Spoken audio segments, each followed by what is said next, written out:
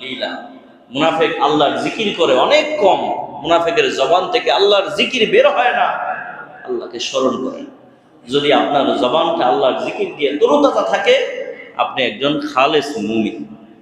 মুনাফিকের 4 নম্বর আলামত, মুনাফিকের 4 নম্বর আলামত, মুনাফিকরা মুসলমানদের তুলনায় কাফেরদেরকে ভালোবাসে বেশি, কাফেরদের সাথে গোপন বন্ধুত্বের সম্পর্ক স্থাপন করে।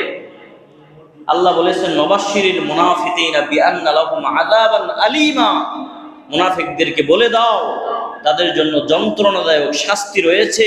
আল্লাযীনা ইয়াত্তাখিযুনাল কাফিরিনা আউলিয়া মিন দুনিল মুমিনিন, মুমিনদেরকে বাদ দিয়ে ওরা বন্ধু বানায় কাদেরকে? কথা বলেন, কাদেরকে? কাফেরকে।